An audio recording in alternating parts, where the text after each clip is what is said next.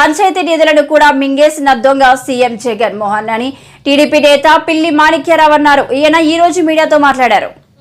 ద్వారా నాశనం అవడం ద్వారా కోట్ల రూపాయలు సంపాదించుకున్నాడు. అలాంటి వ్యక్తి జగన్మోహన్ రెడ్డి ఈ రాష్ట్రానికి, ఈ రాష్ట్ర ప్రజలకి ఎట్లా బిడ్డ అవుతాడని మేము ప్రశ్నిస్తూ ఉన్నాం. కాబట్టి జగన్మోహన్ రెడ్డి ఖచ్చితంగా ఈ రాష్ట్ర ప్రజలకి ఖచ్చితంగా క్యాన్సర్ గడ్డ లాంటి వాడని ఈ సందర్భంగా అర్థమవుతూ ఉంది. ఒక నాయకుడు అనేవాడు ఎట్లా ఉండాలంటే నిర్మించాలి, చంద్రబాబు నాయుడు గారు లాగా ఉండాలి. ఒక నాయకుడు అంటే ఎలా ఉండాలంటే నిర్మించాలి, లోకేష్ గారు లాగా ఉండాలి. ఒక నాయకుడు అంటే వినాశనం చేసేవాడు ఏ రోజు కూడా నాయకుడు కాడు. జగన్మోహన్ రెడ్డి వినాశనం చేశాడు, ఈ రాష్ట్రాన్ని సర్వనాశనం చేసినటువంటి పరిస్థితులు ఉన్నాయి. ముఖ్యంగా గ్రామాలకి సంబంధించినటువంటి విషయం, ఏ ప్రధానులు మాట్లాడినా, ఏ మహాత్ములు మాట్లాడినా గ్రామాలనేవి అభివృద్ధికి పట్టుగొమ్మలు. గ్రామాలు గనక అభివృద్ధి అయితే, పంచాయతీలు గనక అభివృద్ధి అయితే ఆ దేశం అభివృద్ధి అయినట్టే. గ్రామాలు పచ్చగా ఉంటే ఆ దేశం పచ్చగా ఉన్నట్టే. గ్రామాలు మొత్తం కూడా విరజిల్లితే మొత్తం దేశం విరజిల్లినట్టే అని చెప్పేసి మహాత్ములు చెప్పారు. ఎవరైతే మహాత్మా గాంధీ ఉన్నాడో, ముఖ్యంగా గ్రామాలకి, గ్రామ పంచాయతీలకి సేవ చేయటం అంటే పరమాత్మునికి సేవ చేసినట్టే, దేవుడికి సేవ చేసినట్టే. ఆ గ్రామాల్లో ఉన్నటువంటి ప్రజలందరూ సస్యశ్యామలంగా, సంతోషంగా, హాయిగా ఉంటే దేశం బాగుండంటే అని చెప్పాడు. స్వయాన గాంధీ గారి సూక్తి లోకేష్ గారు అమలు చేశాడు. గతంలో ఆయన పంచాయతీ శాఖ మంత్రిగా ఉన్నప్పుడు అనేకమైనటువంటి సంస్కరణలు తీసుకొచ్చాడు, అనేకమైనటువంటి అభివృద్ధి పనులు తీసుకొచ్చాడు.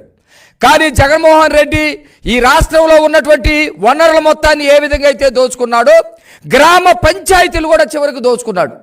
గ్రామం అభివృద్ధి కాకుండా ఈ రాష్ట్రం ఎట్లా అభివృద్ధి అయింది, ఈ రాష్ట్రం అభివృద్ధి కాకుండా దేశం ఎట్లా అభివృద్ధి అయింది అని చెప్పేసి మేము ప్రశ్నిస్తూ ఉన్నాం. గ్రామాలు ఈ దాదాపు ఆంధ్రప్రదేశ్లో 12,918 గ్రామ పంచాయతీలు ఉంటే, ఈ 12,918 గ్రామ పంచాయతీలు సర్పంచులు ఎవరైతే ఉన్నారో ఆ సర్పంచులు గెలిచిన తర్వాత ఎంతో ఆశతోటి ఎన్నికల్లోకి వెళ్ళారు. వాళ్ళు ఎంతో ఏ ప్రయత్నాలకు వచ్చి గెలిచారు. గెలిచినటువంటి పంచాయతీ సర్పంచులు ఎవరైతే ఉన్నారో కనీసం గ్రామంలో ఒక్క అభివృద్ధి కార్యక్రమం కూడా చేసేటువంటి పరిస్థితి లేదు. లబో దిబోమని కొట్టుకుంటా ఉన్నారు. కేంద్రం నుంచి ఏదైతే నిధులు వస్తూ ఉన్నాయో ఆ నిధులను కూడా జగన్మోహన్ రెడ్డి తన అవసరాల కోసం, తనకు సొంత పనుల కోసం వాడుకున్నాడే తప్ప గ్రామ అభివృద్ధి కోసం ఏ రోజు కూడా పాటుపడ్డటువంటి పరిస్థితి లేదు. ఇతను నిధులు ఇకపోగా రాష్ట్రం నుంచి, కేంద్రం నుంచి ఏ నిధులైతే వస్తాయో ఆ నిధులు మొత్తాన్ని కూడా స్వాహా చేసినటువంటి పరిస్థితి జగన్మోహన్ రెడ్డికి ఉంది. కేంద్రం ఏదైతే 14-15వ ఆర్థిక సంఘం ఏదైతే ఉందో దానిలో 13,000 కోట్లు, గతంలో దాదాపు 12,500 కోట్లు పైసలకు 13,000 కోట్ల రూపాయలు జగన్మోహన్ రెడ్డి ఇక్కడ విద్యుత్ బకాయిలు ఉన్నాయనే పేరు మీద వాటిని మొత్తాన్ని కూడా స్వాహా చేసినటువంటి పరిస్థితి, వాటిని మొత్తాన్ని కూడా పక్కదారి పట్టించినటువంటి పరిస్థితి ఉంది. నిన్నగాక మొన్న ఏదైతే కేంద్రం నుంచి రావాల్సినటువంటి నిధులు దాదాపు 988 కోట్ల రూపాయలు ఉంటే వాటిని కూడా ఆ నిధులు గ్రామ పంచాయతీలకు సంబంధించినటువంటి వాళ్ళ అకౌంట్లో పడకుండా దారి మళ్లించేటువంటి పరిస్థితి చేస్తూ ఉన్నాడు. జగన్మోహన్ రెడ్డి ఏం చేస్తూ ఉన్నాడు? ఏదో కొద్ది మందికి 10 రూపాయలు డబ్బులు ఇచ్చి మొత్తం నేను ఉద్ధరించానని చెప్పేసి ఉత్తత్త కబుర్లు చెప్పుకోవటం తప్ప, అబద్ధాలు ప్రచారం చేసుకోవటం తప్ప, అబద్ధాలను కూడా భగవద్గీతలోనో, ఖురాన్లోనో, బైబుల్లోనో ఉన్నటువంటి మాటల్లాగా అబద్ధాలు చెప్పడం. భీమిలి నియోజకవర్గం మధురవాడ జై భారత్ పార్టీ కార్యాలయంలో Jai Bharat party Bheemili assembly convener Illipilli Anil Kumar comments. Zone 2 Madhurawada నగరపాలెంలో జై భారత్ పార్టీ భీమిలి కన్వీనర్ మరియు అసెంబ్లీ అభ్యర్థి Illipilli Anil Kumar press meet. Bheemili Madhurawada Jai Bharat party కార్యాలయంలో Jai Bharat party Bheemili assembly convener Illipilli Anil Kumar comments. నేను గతంలో ఇండిపెండెంట్ గా పోటీ చేద్దామని అనుకున్నా. తర్వాత నేను జేడీ లక్ష్మీనారాయణను కలిసి తర్వాత నాకు భీమిలి ఎమ్మెల్యే అభ్యర్థిగా నాకు అవకాశం ఇచ్చారు. నేను స్థానికుణ్ణి. గతంలో ఎన్నికలు నేను చూశాను. ఇతర పార్టీల నుంచి భీమిలికి ఎక్కడి నుంచి ఎక్కడికి వచ్చి ఎమ్మెల్యేగా పోటీ చేశారు. నియోజకవర్గంలో గంటా అవంతిపై వ్యతిరేకత ఉంది. నేను ప్రచారంకి వెళ్తే మంచి స్పందన వస్తుంది. భీమిలిలో అవసరమైన చోట ఫటోవర్ బ్రిడ్జి ఏర్పాటు, పద్మనాభంలో వ్యవసాయ శిక్షణ కేంద్రం, అల్లూరి స్మారక కేంద్రం, పంచగ్రామాల సమస్య, మధురవాడలో అగ్నిమాపక కేంద్రం ఏర్పాటు చేస్తాం. పర్యావరణం వరకు వచ్చేసరికి ఎర్రమట్టి దిబ్బలు పరిరక్షణ, దివీస్ నుంచి వచ్చే ఇబ్బందులు తొలగిస్తాం. తూమూరి గెడ్డను మంచినీటి గెడ్డగా మారుస్తామని, ఇవి మా పార్టీ ప్రధాన సిద్ధాంతాలని తెలిపారు. మా అధ్యక్షులు చెప్పినట్టు ఇండివిజువల్ ఇది అసెంబ్లీకి ఒక్కొక్క మేనిఫెస్టో అనేది మేము క్రియేట్ చేయడం జరిగింది. అలాగే మేము భీమిలీకి కూడా ఒక ఎక్స్క్లూజివ్ మేనిఫెస్టో అనేది తయారు చేసామండి. సో ఈ మేనిఫెస్టోలో మన ఫస్ట్ పాయింట్ మనం పెట్టుకున్నది ఏంటంటే, నియోజకవర్గంలో ఎక్కడైతే అవసరమైన ప్రదేశాల్లో ఫుట్ ఓవర్ బ్రిడ్జ్ నిర్మాణాలు అనేది ఫస్ట్ పాయింట్ కింద పెట్టుకున్నాము. అలాగే మధురవాడలో ఆధునికలతో కూడిన గ్రంథాలయం ఒకటి ఏర్పాటు చేయాలని అనుకుంటున్నాము. ఎందుకంటే డిజిటల్ లైబ్రరీ ఉండడం వల్ల మన కాంపిటేటివ్ ఎగ్జామ్స్ ప్రిపేర్ అవ్వడానికి కానీ, లేదంటే యూత్కి competitive exams point of view prepare అవ్వడానికి యూజ్ అవుతుంది. అలాగే పద్మనాభం మండలంలో వ్యవసాయ అభివృద్ధికి వ్యవసాయ శిక్షణ కేంద్రం ఏర్పాటు ఒకటి అనుకుంటున్నామండి. అలాగే పాండ్రంగి గ్రామ ప్రజలకి అవసరమైన బ్రిడ్జి నిర్మాణం కోసం కృషి చేస్తాము. అలాగే మన్యం వీరుడు అల్లూరి సీతారామరాజు స్మారక కేంద్రం ఏర్పాటుకు కృషి చేస్తాము. సింహాచలం పంచగ్రామాల సమస్యని దానికోసం ఒక పరిష్కారం అనేది ప్లాన్ చేస్తాము. అండ్ నెక్స్ట్ మధురవాడలో అగ్నిమాపక కేంద్రం ఏర్పాటు కోసం ఒకటి కృషి చేస్తాము. అలాగే ఆనందపురం మార్కెట్లో అవసరమైన సదుపాయాలు కల్పించి మార్కెట్ని పూర్తి స్థాయిలో అభివృద్ధి పరచడానికి మేము ప్రయత్నిస్తాము. అలాగే నియోజకవర్గం పరిధిలో సముద్ర తీర ప్రాంతంలో మత్స్య పరిశ్రమ అభివృద్ధి కోసం కృషి చేస్తాము. పర్యాటక రంగం అభివృద్ధిలో భాగంగా ఎర్రమట్టి దిబ్బల పరిరక్షణ కోసం కృషి చేస్తాము. చిట్టివల్స్ జూట్ మిల్ సమస్య కార్మికులకు ఉపయుక్తంగా ఉండే విధంగా పరిష్కార మార్గం చూపిస్తాము. దివీస్ ల్యాబొరేటరీ వలన కలిగే ఇబ్బందులకు ప్రజలకు అనుకూలమైన పరిష్కార మార్గం చూపిస్తాము. అనంత పద్మనాభ స్వామి దేవాలయంలో పూర్తి స్థాయిలో అభివృద్ధి చేయడం జరుగుతుంది. పిఎం పాలెం వెనుక గల డ్యామ్ నీటిని మంచినీటి సదుపాయంగా తీసుకురావడానికి ప్రయత్నిస్తాము. ఇల్లిపిల్లి అనిల్ కుమార్, జై భారత్ పార్టీ భీమిలి అభ్యర్థిగా పోటీ చేస్తున్నాను. జేడీ లక్ష్మీనారాయణ గారు స్థాపించిన జై భారత్ నేషనల్ పార్టీ అనేది ఈసారి అసెంబ్లీలో అరౌండ్ 70 సీట్ల వరకు కూడా డిఫరెంట్ అసెంబ్లీ వర్గాల్లో పోటీ చేస్తుంది. అలాగే భీమిలిలో ఇల్లిపిల్లి అనిల్ కుమార్ అన్న నేను ఇక్కడ పోటీ చేస్తున్నాను. అండ్ ఇక్కడ వరకు వచ్చినప్పటికి ఏంటంటే, స్థానికంగా ఉన్న నేను ఈ భీమిలి ఎలక్షన్స్ని చాలా దగ్గర నుండి చూశాను. 2009 నుండి కానీ, 2014 కానీ, 2019 కానీ మనకి ప్రతిసారి నాయకులు ఎక్కడ నుండో బయట నుండి వచ్చి ఇక్కడ మనకి ఏలుబడి చేయడమే తప్ప ఇక్కడ స్థానికంగా ఉన్న వారిని ఎవరిని కూడా ప్రోత్సహించే పరిస్థితిలో లేదు. సో అలాంటి సిచ్యువేషన్స్ ఇప్పుడు కూడా రిపీట్ అయ్యాయి. సో అలా కాకుండా స్థానికంగా ఉన్న వాళ్ళకి గౌరవం కానీ, లేదంటే మనకి ఇక్కడ ఒక ప్లాట్ఫామ్ క్రియేట్ చేయాలన్న ఒక ఉద్దేశంతోనే నేను పోటీలోకి దిగడం జరుగుతుంది. అండ్ ఇప్పుడు వరకు ఈ ఎలక్షన్ వరకు చూసుకునేటప్పటికైతే ఒకవైపు గంటా శ్రీనివాసరావు గారు కానీ, లేదా అవంతి శ్రీనివాసరావు గారు కానీ ఆల్రెడీ వాళ్ళ మీద కొంత నెగిటివిటీ ఉంది. సో న్యూట్రల్ ఓటర్స్ ఎవరైతే ఉన్నారో వాళ్ళైతే మాకు మొగ్గు చూపుతున్నారు. సో మేము క్యాన్వాసింగ్కి వెళ్ళినప్పుడు కూడా ప్రతి దగ్గర కూడా మాకు మంచి స్పందన అయితే లభిస్తుంది. మేము ఈరోజు వరకు ఆల్రెడీ 7వ వార్డులోను, 8వ వార్డులోను, 3వ వార్డులో కూడా పర్యటించడం జరిగింది. సో అక్కడ కూడా మేము సామాన్య ప్రజలతో మేము మమేకమయ్యి ఖచ్చితంగా మా టార్చ్ సింబల్ కూడా మాకు ఎలక్షన్ కమిటీ వాళ్ళు కేటాయించిన సింబల్ బ్యాటరీ టార్చ్. సో ఈ బ్యాటరీ టార్చ్ సింబల్ అనేది వెలుతురుకి నిదర్శనంగా ఇచ్చారు. సో ప్రజల జీవితంలో వెలుతురు నింపాలనే ఏకైక ఉద్దేశంతోనే మేము బ్యాటరీ టార్చ్ ఓటు మీద మీకు ఈవీఎంలో ఓటు వేయమని కోరుతున్నాము.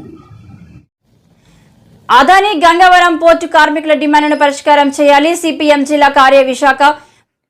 ఆదాని గంగవరం పోర్టు కార్మికుల డిమాండ్లను పరిష్కారం చేయాలి. సిపిఎం జిల్లా కార్యదర్శి మరడాన జగ్గునాయుడు డిమాండ్. ఆదాని గంగవరం పోర్టులో పనిచేస్తున్న నిర్వాసితులు, జీపీఎల్, జీపీఎస్ పర్మనెంట్ కార్మికులతో పాటు కాంట్రాక్ట్ కార్మికులు, లోడిరగ్, అన్లోడిరగ్, ట్రాన్స్పోర్ట్, మెకానికల్, ఎలక్ట్రికల్ ఆపరేటర్స్ కార్మికుల తమ న్యాయమైన డిమాండ్లను ఆదాని గంగవరం పోర్టు యాజమాన్యం, ప్రభుత్వం తక్షణమే పరిష్కారం చేయాలని, గతంలో ఇచ్చిన హామీలు అమలు చేయాలని సిపిఎం విశాఖ జిల్లా కార్యదర్శి మరడాన జగ్గునాయుడు డిమాండ్ చేశారు. గత 5 రోజులుగా ఆదాని గంగవరం పోర్టు కార్మికులు చేస్తున్న పోరాటానికి సంఘీభావంగా సిపిఎం విశాఖ జిల్లా కమిటీ ఆధ్వర్యంలో శనివారం జీవీఎంసీ గాంధీ విగ్రహం వద్ద నిరసన చేపట్టింది. సిపిఎం పార్టీ విశాఖ జిల్లా కార్యదర్శి గత 5 రోజులుగా అదానీ గంగవరం పోర్టు కార్మికులు తమ న్యాయమైన హక్కుల కోసం ఆందోళన చేస్తున్నారు. రాష్ట్ర ప్రభుత్వం జిల్లా అధికారులు వెంటనే జోక్యం చేసుకుని కార్మికుల న్యాయమైన డిమాండ్స్ పరిష్కారం చేయాలని చెప్పని సిపిఎం పార్టీ డిమాండ్ చేస్తున్నది. కార్మికుల న్యాయ పోరాటానికి పార్టీ తన సంపూర్ణ మద్దతు తెలియజేస్తూ ఉన్నది. కార్మికులు గతంలో 64 రోజులు ఆందోళన చేశారు.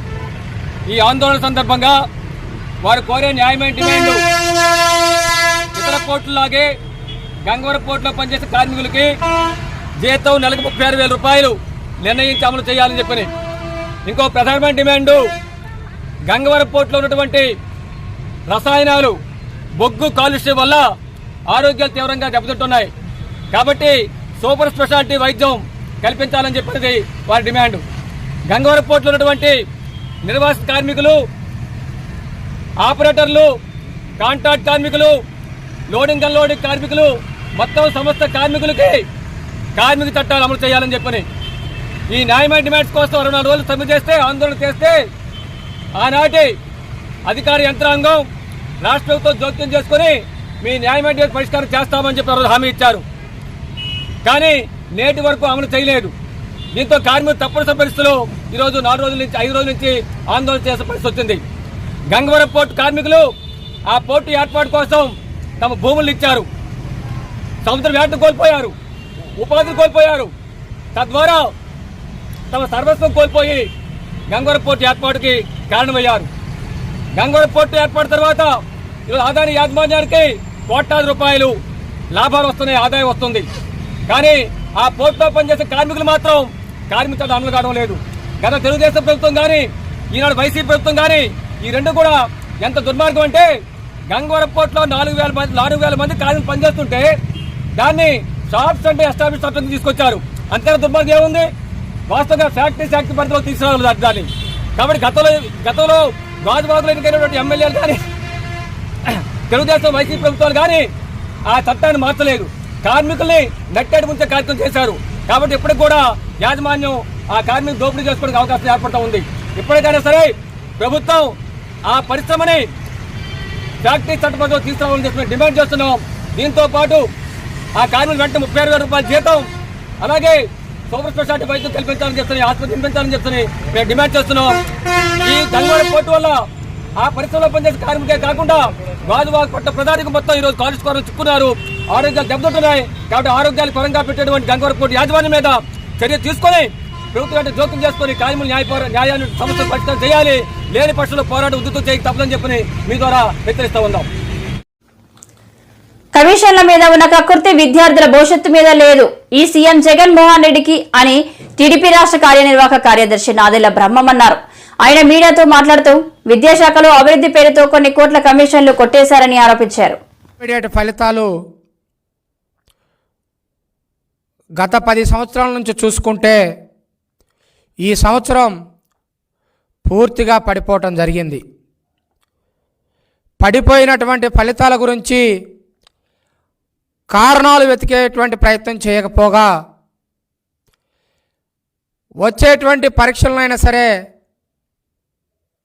మంచిగా నిర్వహించాలనేటువంటి ప్రయత్నం చేయకపోగా, తండ్రి అధికారంతో ఏర్పాటు చేసుకున్నటువంటి సాక్షి పత్రిక, సాక్షి ఛానళ్ళలో మాత్రం టక్కు టమారా గజకర్ణ గోకర్ణ విద్యలు ప్రారంభించి ఇంటర్మీడియట్ ఫలితాలపైన తల్లిదండ్రుల్లో మసిపూసి మారడికాయ చేసేటువంటి ప్రయత్నం చేస్తూ ఉన్నారు ఈ ప్రభుత్వం. వాస్తవానికి పెద్దలు అంబేద్కర్ గారు, మహాత్మా గాంధీ గారు, పూలే గారు ఎప్పుడు కూడా విద్య గురించి ప్రస్తావించేటప్పుడు ఒక మాట చెప్తారు: సమాజ అభివృద్ధి, సామాజిక అభివృద్ధి, రాజకీయ అభివృద్ధి, ఆర్థిక అభివృద్ధి అన్నీ కూడా విద్య ద్వారానే సాధ్యం అని చెప్పేసి అంబేద్కర్ గారు, మహాత్మా గాంధీ గారు, పూలే గారు లాంటి మహనీయులు చరిత్రలో చెప్పడం జరిగింది. నేటి బాలలే రేపటి భావి భారత పౌరులు అని చెప్పేసి సర్వేపల్లి రాధాకృష్ణ గారు చెప్పారు. దేశ నిర్మాణం, దేశ భవిష్యత్తు తరగతి గదుల్లో తయారు చేయబడుతుంది, తరగతి గదుల్లో నిర్దేశించబడుతుందని చెప్పేసి చెప్పడం జరిగింది. అటువంటి వ్యవస్థ విద్యా వ్యవస్థ, అటువంటి విద్యా వ్యవస్థ మీద కూడా దృష్టి పెట్టలేక ఈరోజు రాష్ట్రంలో దేశం మొత్తం మీద చూసినట్లయితే అత్యధికంగా ఫెయిల్ అయినటువంటి విద్యార్థులు కలిగినటువంటి రాష్ట్రం ఆంధ్రప్రదేశ్గా నిలిచింది. కేవలం 62% మాత్రమే నిన్న ఉత్తీర్ణత సాధించడం జరిగింది. మరీ ముఖ్యంగా ప్రభుత్వ కళాశాలలో అయితే దానికంటే కూడా 20% ఇంకా తక్కువ ఉత్తీర్ణత వచ్చింది. దీనికి కారణం విద్యా వ్యవస్థ మీద ఈ రాష్ట్ర ప్రభుత్వానికి చిత్తశుద్ధి లేదు అని కనపడతా ఉంది. విద్యా వ్యవస్థలో పర్సంటేజీల మీద ఉన్న దృష్టి విద్యార్థుల భవిష్యత్తు మీద పెట్టల. విద్యా వ్యవస్థలో కమిషన్ల మీద పెట్టినటువంటి శ్రద్ధ విద్యార్థుల భవిష్యత్తు మీద పెట్టకపోవటం వల్లనే నిన్న ఇలాంటి ఫలితాలు వచ్చినాయని చెప్పేసి అధ్యాపకులు, అదేవిధంగా ప్రొఫెసర్సు, తల్లిదండ్రులు అందరూ కూడా రాష్ట్రంలో బాధపడతా ఉన్నారు. మధ్యాహ్నం భోజనం పథకాన్ని రద్దు చేశారు. వారసత్వంగా విద్యార్థులకు ఇస్తున్నటువంటి పాఠ్యపుస్తకాల పంపిణీని ఆపేశారు. ఏ కళాశాల దగ్గరికి వెళ్ళినా కూడా గేట్లు. ఏపీలో $1 ట్రిలియన్ ఎకానమీ సృష్టించడమే లక్ష్యంగా పనిచేస్తామని నారా లోకేష్ అన్నారు. తాడేపల్లిలోని అపార్ట్మెంట్ వాసులతో ఆయన సమావేశమై మాట్లాడారు. అసెంబ్లీ హైదరాబాద్ లో ఉండే ఆ సచివాలయ అసెంబ్లీలోనే రాజధాని చట్టం కూడా తీసుకొచ్చారు. కానీ అభివృద్ధి వికేంద్రీకరణ జరగాలని చాలా స్పష్టంగా చెప్పారు. ప్రాంతీయ విద్వేషాలు రెచ్చగొట్టడానికి నేను సిద్ధంగా లేను. అమరావతిలో మొదటి అక్కడి నుంచి రాష్ట్రంలో విధ్వంసం మొదటి కానీ పోలవరం ప్రాజెక్ట్ ని ఈరోజు సర్వనాశనం చేశారు. 3 సార్లు అమృతమే ఆనాడు బాబు గారు తీసుకొచ్చిన ఇన్స్టిట్యూషన్స్ తప్ప విశాఖపట్నంలో 500 కోట్ల రూపాయలు ఖర్చు పెట్టి ఒక్క వ్యక్తి బతికేదానికి ప్లాన్స్ ప్రతి ఇంటికి భూగర్భ డ్రైనేజ్ చేసింది. ఇంకో పక్కన ప్రతి ఇంటికి ఇప్పుడు కేంద్ర ప్రభుత్వం ఒక నోటీస్ పంపించింది ఆంధ్ర రాష్ట్ర ప్రభుత్వం. ఋషికొండ గుండెట్లు కొట్టారని అడిగారు. పెనాల్టీ కట్టమనేది కేంద్ర ప్రభుత్వం. అంటే ఒక్క వ్యక్తి అంటే నీళ్ళు ఏం కడతాడో నాకు తెలియదు. దానికోసం 700 ఈరోజు అప్పు చేసి బట్టనొక్కున్నాడు అనుకునే మనకి కరెంట్ ఛార్జీలు పెరిగింది. అదేవిధంగా షామీ ఫోన్లు ఎక్కడ తయారు చేశారంటే ఆంధ్రప్రదేశ్ ఉండేది. ఇప్పుడు గంజాయి గెలిచిన నియోజకవర్గం మంగళగిరి నియోజకవర్గం. అది కూడా 1982, 85 గెలిచారు. నా తర్వాత నియోజకవర్గం నాకు ఇవ్వండి, అక్కడ పసుపు జెండా ఎగిరేసి బాధ్యత నేను తీసుకుంటాను చెప్పాను. మొదటి రోజు బాగా జరిగింది. రెండో రోజు నుంచి బాధ ఆవేదన నాకు కసిపించింది. మంగళగిరి ప్రజలు ఏం చేస్తున్నారు? ప్రతిపక్ష పార్టీ అభ్యర్థిగా నేను కుటుంబాలకి వాటర్ ట్యాంకర్ ద్వారా నీరు, వాళ్ళ ఇంట్లో పెళ్లి జరిగితే పెళ్లి కాదు, వాళ్ళ ఇంట్లో ఎవరైనా చనిపోతే మట్టి ఖర్చులకి డబ్బులు, చెట్టు కింద కూర్చోవాలంటే సిమెంట్ బళ్ళు మన నియోజకవర్గంలో పెట్టలేదు. నేను పుట్టి పెరిగింది హైదరాబాద్. కానీ ఎప్పుడైతే మంగళగిరిలో పోటీ చేశానో మంగళగిరి నా సొంతం చేసుకున్నా. అలానే భూగర్భ డ్రైనేజ్ చేశారా? లేదు. సరిగా నీరు అందిస్తూ తీసుకెళ్లి ఈటీపీ ప్లాంట్ లో శుద్ధి చేసి దాని తర్వాతనే పంట కాలంలో ఇంకా మంగళగిరి నియోజకవర్గంకి వచ్చేగల మన దగ్గర స్వర్ణకారులు ఎక్కువ మంది, గోల్డ్ వర్క్ ఎక్కువ మంది దగ్గర. సో నేను ఆలోచించేది ఏంటంటే అసలు దక్షిణ భారతదేశానికి ఎందుకు మంగళగిరి ఒక గోల్డ్ డెస్టినేషన్గా ఉండకూడదు? ఒక 50 నుంచి 100 ఎకరాల వరకు భూమి తీసుకుని ఏకంగా ఒక సెజ్ లాగా, అంటే ఆభరణాలు తయారు చేసే పరిశ్రమలన్నీ ఇక్కడ తీసుకొచ్చి కొత్త ఉద్యోగాలు, ఒక 30 నుంచి 40 వేల ఉద్యోగాలు ఒక మంగళగిరి నియోజకవర్గంలోనే కల్పించవచ్చు అనేది నా లక్ష్యం. ఆ ప్రక్రియ మన ప్రభుత్వం వచ్చిన వెంటనే ప్రారంభిస్తాం. ఐటీ శాఖ మంత్రి ఉన్నప్పుడు అనేక ఐటీ పరిశ్రమలు మంగళగిరిలో ఉన్న ఆటోనగర్కి వచ్చినాయి. ఇక్కడ పుట్టి పెరిగిన వాళ్ళు ఇతర దేశాలకు వెళ్ళి అద్భుతంగా అక్కడ కంపెనీలు స్థాపించారు. వాళ్ళు తిరిగి వచ్చి ఇక్కడనే మేము కంపెనీలు పెట్టాలని కోరారు. అందుకే ఆనాడు ఇన్సెంటివ్స్ ఇచ్చి వాళ్ళని ప్రోత్సహించాం. ఇప్పుడు దాంట్లో ఉన్న సగం కంపెనీలు పంపించేశారు. సో మళ్ళీ ఆ కంపెనీలు ఎన్నికల్లో డబ్బులు ఇస్తే తీసుకోండి, కానీ జగన్ ఏమన్నారు? నారా లోకేష్ మాదిరి మంగళగిరి వైసీపీ అభ్యర్థి లావణ్య డబ్బులు లేవని సీఎం జగన్ తెలిపారు. లోకేష్ ఓటుకు 6,000 పంచుతాడు, డబ్బు ఇస్తే తీసుకోండి, కానీ ఓటు మాత్రం తమకే వేయాలని అన్నారు. 7 అంటా ఉన్నాడు, కేజీ బంగారం ఇంటింటికి అంటా ఉన్నాడు, ప్రతి ఇంటికి బెంజ్ కార్ అంటా ఉన్నాడు. ఇటువంటి నేపథ్యంలో 2014లో ఇదే పెద్ద మనిషి చంద్రబాబు నాయుడు గారు ముఖ్యమంత్రి అయినప్పుడు ఇదే మాదిరిగా అప్పుడు కూడా ఇదే కూటమిగా ఆయన ఏర్పడి ఆయనతో పాటు ఆయన దత్తపుత్రుడితో పాటు ఆయన ఢిల్లీ నుంచి తెచ్చుకున్న మోడీ గారి ఫోటో, ఈ ముగ్గురు కలిసి వీళ్ళ ముగ్గురే 2014లో ఏం చెప్పారు, మనకు ఏమి చేశారు అన్నది ఒక్కసారి ఆయన 2014లో ఇచ్చిన ఆయన మేనిఫెస్టోకు సంబంధించి చేనేతలకు సంబంధించి ఆయన ఏం చేశాడు అని చెప్పి చూస్తే దాదాపుగా 100కి 2 మార్కులు కూడా రాల. అంటే 98% ఎగరగొట్టిన పరిస్థితులే కనిపిస్తా ఉన్నాయి. ఇది చంద్రబాబు నాయుడు గారి ట్రాక్ రికార్డ్.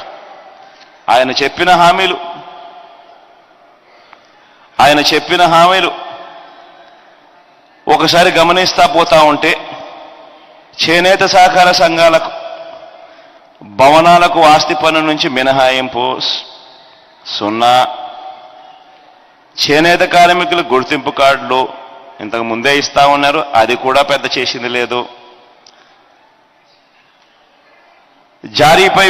విధించిన వ్యాట్ రద్దు, అది లేదు.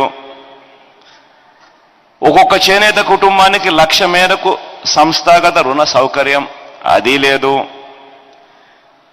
చేనేత కార్మికులకు 1,000 కోట్లతో ప్రత్యేక నిధి మరియు బడ్జెట్లో ప్రతి సంవత్సరం 1,000 కోట్ల రూపాయలు కేటాయిస్తాం, అది లేదు.